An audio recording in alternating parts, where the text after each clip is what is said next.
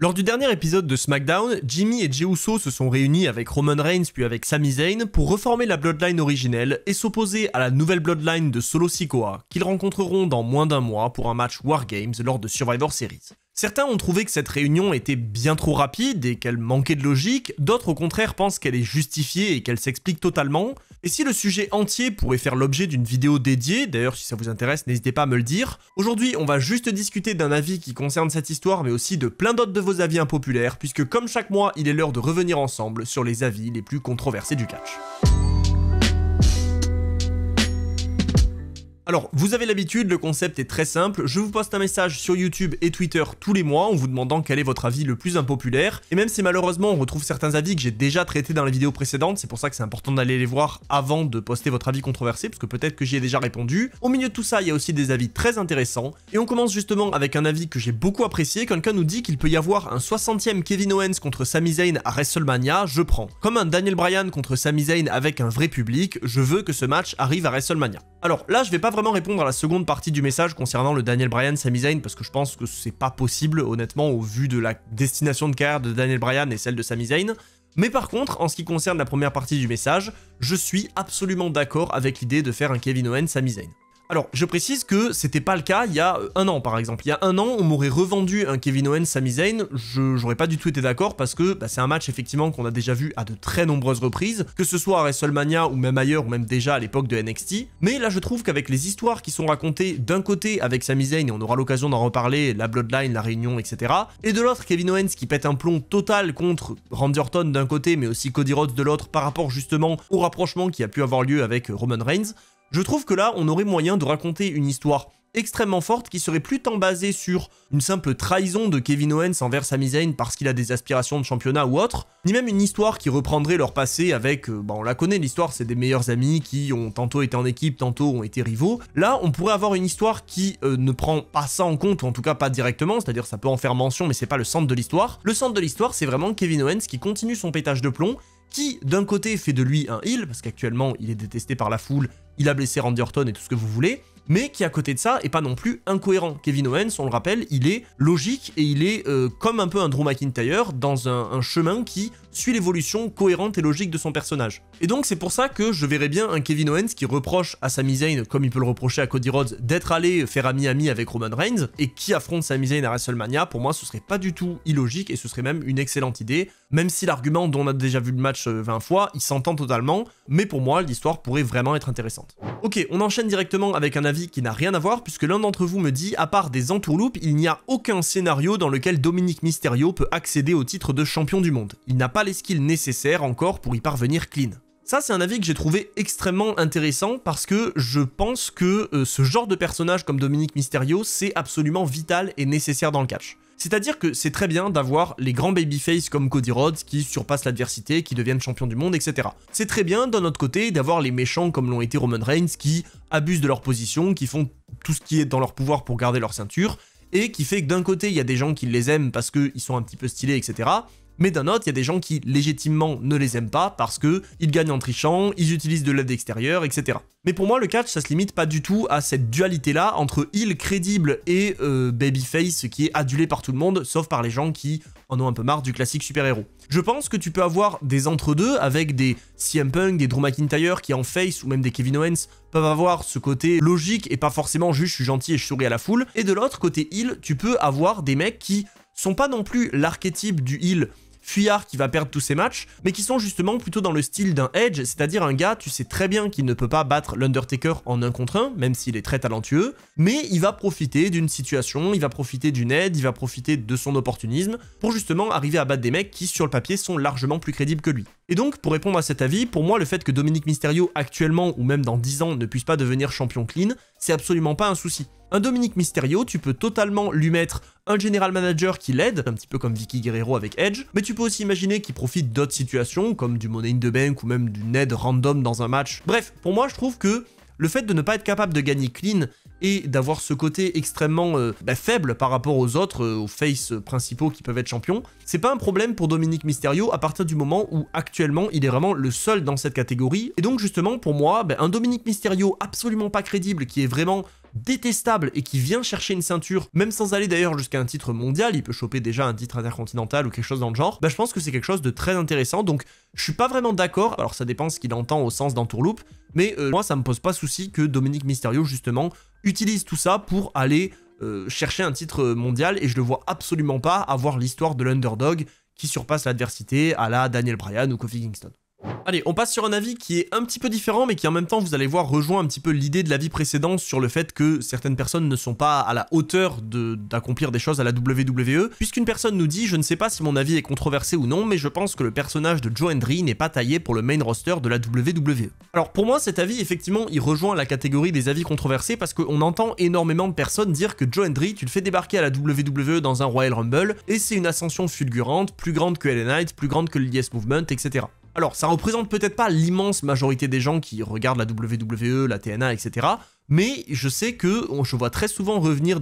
alors soit des scénarios un petit peu fictifs de Joe Hendry qui débarque, qui gagne le Royal Rumble, etc. Soit même des gens qui simplement ont hâte de voir Joe Hendry débarquer à Raw ou à SmackDown. Personnellement, bah, c'est presque bizarre à dire, mais c'est pas mon cas. Autant je suis parfaitement d'accord avec le fait que Joe Hendry, tu le fais débarquer dans un Royal Rumble, la pop va être nucléaire, les gens vont être hyper contents, etc. Mais je vois un petit peu un Joe Hendry dans un Royal Rumble comme je voyais un Tye Dillinger en je sais plus quelle année, mais quand il était dans son personnage de Perfect 10, qui entre en 10 dans un Royal Rumble et qui fait exploser la salle. Pour autant, Tye Dillinger, tu le fais pas gagner le Royal Rumble, tu donnes pas un titre mondial, avec tout le respect qu'on a pour lui et tout ce qu'il a accompli, bah malheureusement, c'est pas une image qui donne envie de manière générale. Et Joe Hendry, c'est un peu pareil, parce que bon, au-delà du fait que ça donne envie ou pas, ça c'est purement des goûts personnels, j'ai pas l'impression que le personnage et la manière qu'il peut avoir de raconter des choses peut lui permettre d'atteindre de tels niveaux. Après, certainement qu'on n'a pas tout vu de la carrière de Joe Hendry, là on est certes dans une version un peu finale du personnage, ça fait très longtemps que Joe Hendry existe, et là il a vraiment trouvé presque sa forme parfaite qui fonctionne le mieux avec les fans. Mais si je pense à des gens qui ont accompli justement cette ascension avec du soutien de la foule, je pense par exemple à un Daniel Bryan, on va pas se mentir, un Daniel Bryan a largement plus de choses à amener à la WWE, que ce soit en heel ou en face, que ce soit au micro ou dans le ring, peu importe, qu'un Joe Hendry. Et encore une fois, il n'est pas du tout question de dire que Joe Hendry n'a pas de talent ou je ne sais quoi. Mais je suis quand même un petit peu d'accord avec ce que dit cette personne sur l'idée que Joe Hendry, côté TNA, côté NXT, côté indépendant, etc. Oui, main roster, je pense pas qu'il aura le succès que les gens peuvent attendre. Ce qui veut pas dire qu'il aura pas de succès du tout, mais je pense que la route vraiment vers la gloire et vers les sommets de la WWE, ça me paraît pas être le truc le plus probable avec Joe Hendry, ou en tout cas ça va vite s'essouffler.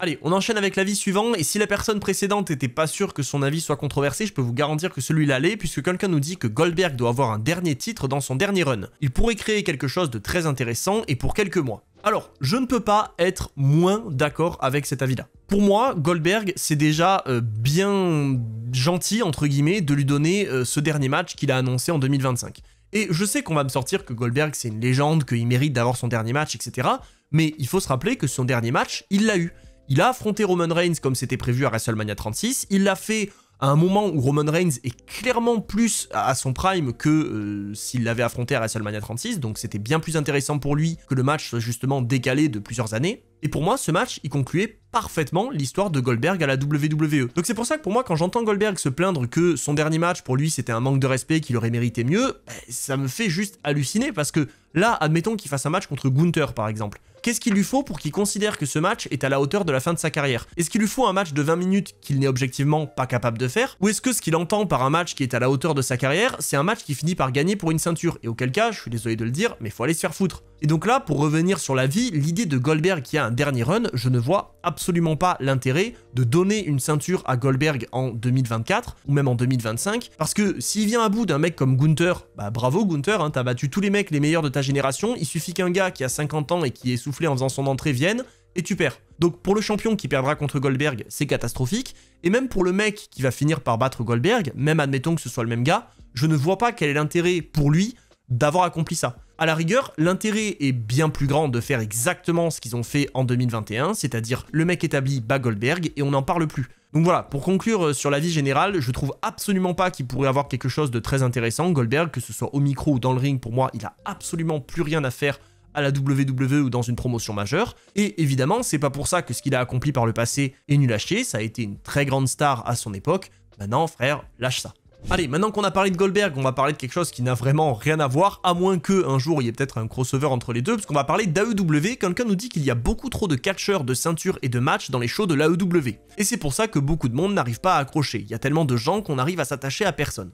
Alors ça c'est un avis que j'ai sélectionné, il n'est pas spécialement controversé dans le sens où c'est pas un avis qui va à l'encontre de l'avis général, beaucoup de gens pensent ça, mais à côté, la réponse à cet avis c'est très souvent, non il suffit de faire l'effort de regarder les shows et tu vas voir que tu vas comprendre, il n'y a pas trop de ceinture et tout. Et moi le problème c'est que je suis un petit peu partagé entre les deux. C'est-à-dire que d'un côté je suis un petit peu d'accord avec l'avis qui consiste à dire regarde le show chaque semaine et tu verras que tu vas commencer à t'accrocher à certaines personnes et que finalement il n'y a pas trop de monde ni trop de ceinture. Et en fait si je suis d'accord avec ça c'est parce qu'à titre personnel c'est ce que j'ai fait. Je me suis mis à regarder NXT et AEW et effectivement chez AEW il y a des têtes et des ceintures et des storylines autour de ceintures ou même des storylines tout court qui m'ont intéressé et qui font que quand je regarde le show j'attends de voir certains segments. Maintenant cet avis pour moi il se vaut pas en tant que tel, c'est-à-dire que pour moi déjà il y a eu une évolution chez AEW entre il y a quelques mois et maintenant. Je trouve que maintenant quand on regarde le show on repère bien facilement les storylines principales qui se déroulent et c'est plus simple de se dire cette storyline j'aime beaucoup, je veux savoir ce qui va se passer la semaine prochaine.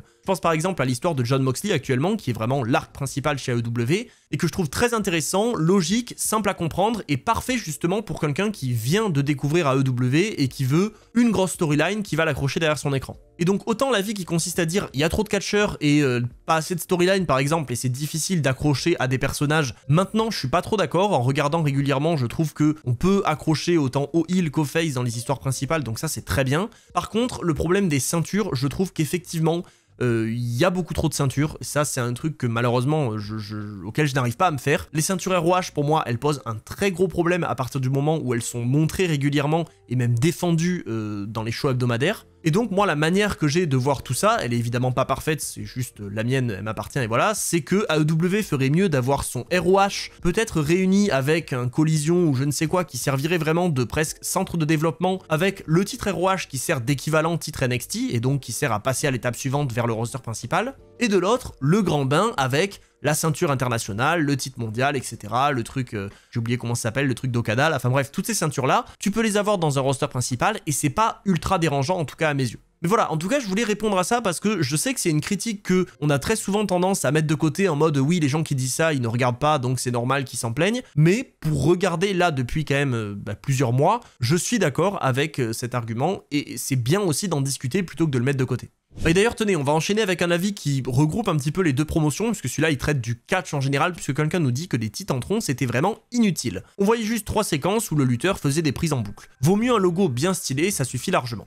Bon, sur cet avis-là, je vais faire très court, je suis juste pas d'accord parce que oui, un logo bien stylé, ça peut largement suffire. Malheureusement, pour moi, ça uniformise beaucoup trop les différentes vidéos d'entrée des catcheurs. C'est-à-dire que si tous les catcheurs, leur vidéo d'entrée, c'est juste leur nom ou leur surnom, puis leur nom qui apparaît en tremblant un petit peu, ok, tu peux changer la police, tu peux changer les effets, tu peux changer un certain nombre de choses, mais l'idée principale est extrêmement similaire. Alors que si tu fais une vraie vidéo d'entrée, ok, tu vas pouvoir montrer un certain nombre de prises des catcheurs, donc l'idée générale est la même, mais déjà les prises vont être extrêmement différentes, c'est-à-dire que le Titantron d'un Gunther n'aura rien à voir avec le Titantron d'un Rey Mysterio par exemple. Et à côté de ça, t'as beaucoup plus de variabilité au niveau de la présentation, de la manière dont les trucs sont construits, est-ce que c'est calé sur la musique, et d'ailleurs ça va ensemble pour moi, ou en tout cas si c'est pas calé, de quelle manière ça se marie bien avec la musique. Bref, je trouve que certains catcheurs n'en ont pas besoin, mais je trouve que dans la globalité, c'est intéressant de garder cette option de faire des vraies vidéos d'entrée. Maintenant, est-ce que l'intégralité des catcheurs devrait avoir des vidéos d'entrée? Peut-être pas. Est-ce que tu gardes ça que pour certains? Est-ce que tu fais un petit peu des mélanges des deux en fonction, comme à un moment donné avec Logan Paul c'était le cas? Moi je pense que le mieux c'est de trouver un juste milieu, et donc je suis pas d'accord avec le fait que les Titantrons, donc les vidéos d'entrée où on voyait le catcheur, c'est inutile. Allez, on enchaîne avec un autre avis qui concerne cette fois-ci la division féminine de la WWE. Quelqu'un nous dit il faudrait qu'ils arrêtent de copier les titres masculins pour les titres féminins, faut que ça soit leur identité propre à eux et non une copie. Alors, je vais passer assez vite sur cet avis parce que je suis globalement plutôt d'accord, c'est-à-dire que je pense que oui, c'est pas intéressant de faire exactement la même ceinture juste avec le strap blanc. J'ai rien contre le fait de garder des straps blancs pour la division féminine, ça permet de différencier et en plus c'est souvent très joli, mais je pense qu'effectivement tu pourrais apporter une variabilité sans forcément que le titre change de nom. C'est-à-dire que pour moi, c'est pas incohérent d'avoir le titre mondial féminin, le titre mondial masculin, le titre indisputé féminin et indisputé masculin. Au même titre que c'est pas déconnant d'avoir le titre US masculin et le titre US féminin. J'aurais personnellement préféré que côté féminin, on mette le titre intercontinental, qui je trouve a plus de prestige, mais admettons. Par contre, au niveau du design des ceintures, je suis d'accord sur l'idée que tu pourrais offrir un design différent, sans aller jusqu'au design papillon de la ceinture des divas, mais vous voyez ce que je veux dire. L'idée d'avoir un design différent,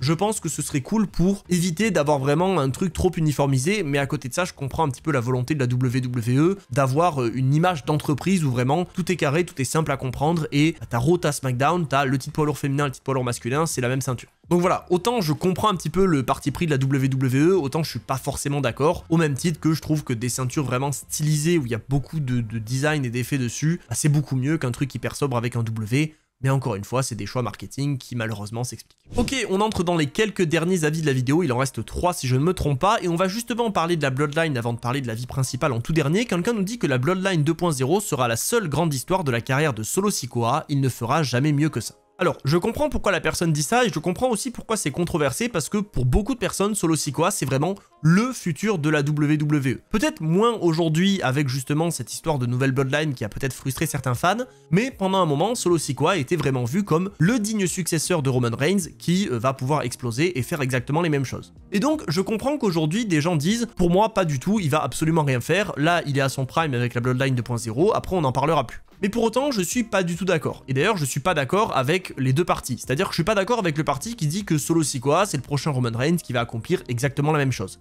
Mais en même temps, je suis pas d'accord avec le fait de dire Solo Sikoa, après ça, c'est ciao, c'est milieu de carte, on n'en parle plus. Pour moi, Solo Sikoa, après la Bloodline 2.0, il a justement la possibilité de se réinventer, de partir dans une direction qu'on n'attend pas du tout, et de justement s'éloigner énormément d'un Roman Reigns, et de profiter des atouts qu'il a, et même de ses désavantages, parce qu'on l'a vu, et beaucoup de personnes le disent, Jacob Fatu va prendre sa place presque, parce qu'il est bien meilleur dans le ring et au micro, mais Solo Sikoa, il a des capacités qui sont totalement autres, qu'on n'a peut-être même pas vu encore à la WWE, et qui pour moi pourront à l'avenir lui permettre de faire des choses très cool. Certes, rien ne garantit que ça va devenir le visage de la WWE, mais revenez 15 ans en arrière, qu'est-ce qui vous dit qu'un Cody Rhodes sera champion du monde à la WWE? Absolument rien. Qu'est-ce qui vous dit qu'un Jey Uso aura un gros run solo dans lequel il a toute la foule derrière lui? Absolument rien. Et donc c'est pour ça que pour moi il faut pas trop vite discréditer des catcheurs en disant oh là il a son prime, après c'est terminé, il va plus rien faire, parce que on n'est jamais à l'abri d'une évolution, on n'est jamais à l'abri d'un changement complet de personnage, et même s'il est beaucoup comparé avec Umaga et qu'effectivement Umaga n'a jamais eu de titre mondial, pour moi Solo Sikoa justement peut profiter des erreurs qui ont été commises avec Umaga, et il peut même complètement transformer son personnage en partant soit à l'inverse total, c'est-à-dire un côté full comique, soit à l'autre opposé, c'est-à-dire très sérieux et où vraiment ça devient une menace. Donc voilà, pour conclure sur cet avis, je suis pas vraiment d'accord, mais vous allez voir que la Bloodline, on n'a pas fini d'en parler aujourd'hui. Bon, quand même, avant de revenir sur la Bloodline pour conclure la vidéo et répondre justement à la question du titre de cette vidéo, on va revenir sur quelque chose de complètement différent, puisque quelqu'un nous dit que le run de championne de Liv Morgan est un des meilleurs règnes de championne à la WWE. Les gens la critiquent et la détestent seulement car elle joue tellement bien son rôle avec Dominic Mysterio. C'est actuellement la top star de la division féminine. Alors ça pour moi c'est un avis qui est très bien parce qu'il est bien expliqué et il est vraiment très controversé parce que tout ce que tu entends sur Liv Morgan, c'est de la pure critique en mode le règne est chiant, vite que Rhea Ripley lui reprenne la ceinture ou même n'importe quelle autre catcheuse. Et autant je peux comprendre la critique du règne de Liv Morgan, mais pour moi la critique elle porte pas tant sur le règne, elle porte plus sur la rivalité avec Rhea Ripley qui pour moi et beaucoup de fans a été trop longue.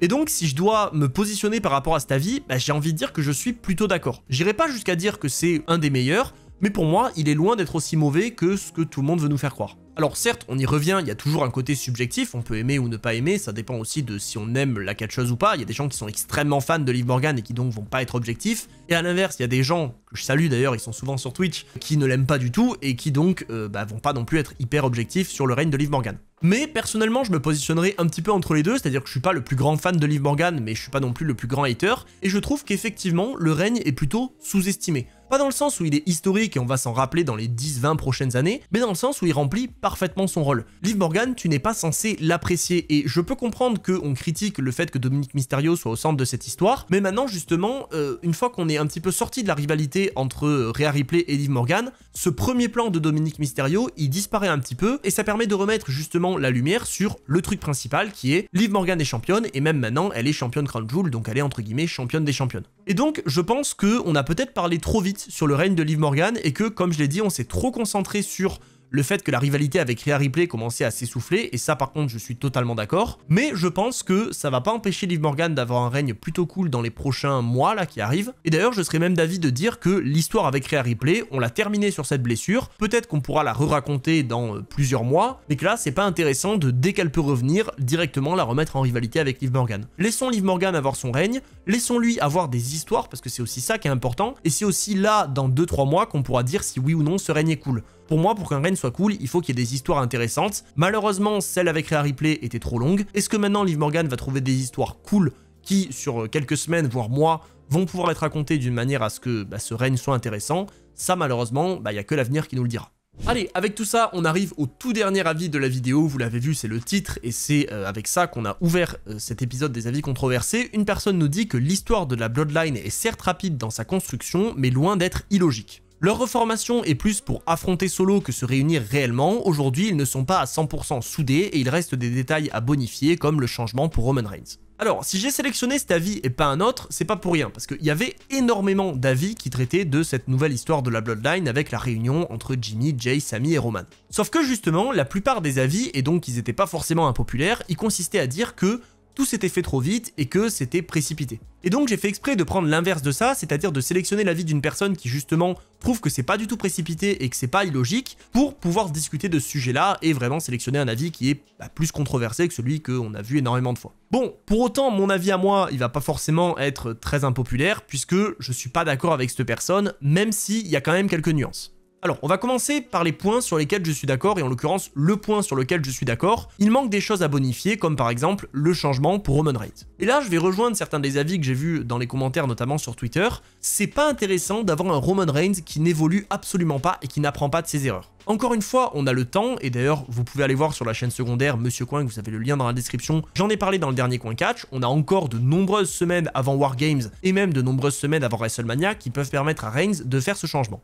Mais pour répondre à cet avis qui dit que c'est loin d'être illogique, je trouve que, sans être forcément illogique, c'est pas intéressant d'avoir un Roman Reigns qui, en claquant des doigts, retrouve Jay, Jimmy et Sami sans faire d'effort de son côté. Parce que là, moi, tel que je comprends la storyline, c'est que Roman Reigns, il a beau ne jamais changer, il a beau faire ce qu'il veut, il a ses anciens associés dans la paume de sa main et il a juste à demander pour qu'ils reviennent avec lui. Et si à ça, on pourrait peut-être opposer l'argument de « ils sont juste là pour affronter Solo », cet argument, il s'entend pour Roman Reigns évidemment, il s'entend pour Jimmy Uso, je peux même l'entendre pour Jay, mais je l'entends absolument pas pour Sami Zayn. Parce qu'en soi, Sami Zayn, il en a pas grand chose à faire de Solo Sikoa. Si à la rigueur Sami Zayn était à la poursuite d'un titre mondial, par exemple le titre de Cody Rhodes, et que Solo Sikoa s'était mis en travers de son chemin ou tout ce que tu veux, je pourrais entendre que Sami Zayn dise « Attendez, moi j'ai connu l'ancienne Bloodline, je sais à quoi ça ressemble quand il y a qu'un groupe qui domine la WWE, c'est bon pour personne, donc je veux empêcher Solo de faire la même chose. » Ça, à la rigueur, j'aurais pu le comprendre, mais là pour moi, c'est pas ce qui est raconté. Pour moi, on a presque un Sami Zayn qui est dans une situation désespérée où il a pas grand chose à faire, et donc il se dit presque mon seul moyen d'être important, c'est de me raccrocher à ce à quoi je m'étais accroché avant, c'est-à-dire la Bloodline. Et autant les arguments qu'il a avancés de nostalgie, etc., je veux bien les entendre, autant le fait qu'il demande à Roman Reigns de s'excuser auprès de Jay et que Roman Reigns ne le fasse pas, mais que Sami Zayn accepte quand même de venir l'aider et même il le sauve dans le main event du dernier épisode de SmackDown, ça pour moi c'est absolument pas la meilleure chose à faire. Donc c'est pour ça que pour moi la critique principale c'est pas forcément la rapidité à laquelle ça a été fait, parce que je comprends qu'ils veulent se laisser des semaines entre maintenant et Wargames pour continuer à raconter tout ça, mais pour moi le principal problème c'est plus la logique, et même si c'est évidemment pas à 100% illogique, pour moi le message que ça transmet, il est pas positif. C'est-à-dire que pourquoi Roman Reigns, sans faire le moindre changement, il pourrait récupérer tous ses anciens alliés. Et encore une fois, ça s'explique peut-être pour Jimmy et Jay, c'est la famille et tout ce que tu veux, encore que je trouve ça extrêmement bizarre que Jay ait aussi facilement accepté de faire équipe avec Reigns, mais pour moi, Sami, c'est pas logique du tout. D'autant qu'en plus, on nous a clairement fait comprendre que l'emprise que pouvait avoir Roman Reigns sur Sami, elle est terminée, et elle est terminée depuis longtemps, depuis WrestleMania 39. Donc là, on joue même pas là-dessus, on joue même pas sur Roman Reigns qui profiterait par un moyen ou une autre de la nostalgie de Sami Zayn ou de l'emprise qu'il peut avoir sur lui pour le forcer à le rejoindre. On a juste un Sami Zayn qui demande quelque chose mais ne l'a pas, et qui du coup accepte quand même de faire tout ce que Roman Reigns demande en fait. Et donc voilà, pour moi le problème principal de cette histoire, il est là, et il se situe principalement sur Sami et à la rigueur sur Jay un petit peu aussi. Donc j'espère que les prochaines semaines qui nous séparent de Wargames vont mettre tout ça au clair. Peut-être que cette personne aura totalement raison, peut-être qu'il reste encore des choses à faire et que ces choses-là vont tout expliquer et que ce sera logique. Je l'espère, mais en tout cas à l'heure actuelle, je pense que ça aurait pu être mieux fait. Voilà, en tout cas j'ai hâte de lire tous vos commentaires concernant tous les avis que j'ai traités dans la vidéo, et particulièrement ce dernier qui est quand même le principal. N'oubliez pas comme d'habitude de faire tout ça dans les commentaires, toujours dans le respect, dans le calme. On parle encore une fois d'un divertissement qui nous passionne tous, donc on peut ne pas être d'accord. Le tout, c'est d'en discuter calmement, et c'est justement le principe de ces vidéos. Et d'ailleurs, si justement vous voulez discuter un peu plus amplement avec moi de tous ces sujets, ou même de plein d'autres choses, ou que vous voulez m'entendre parler d'actualité, parce que c'est vrai qu'à part dans les reviews de PLE ou dans les vidéos avis controversés, j'en parle pas souvent sur la chaîne principale, vous pouvez me rejoindre sur ma chaîne secondaire et sur ma chaîne Twitch, mais aussi sur Apple Podcast et Spotify, où toutes les semaines vous avez le coin catch qui justement déroule un petit peu toute l'actualité. Je vous attends nombreux là-bas et aussi sur mon lien affilié au lit pour vous régaler qui est dans la description. C'était Monsieur Hawkin et on se retrouve très vite pour d'autres histoires.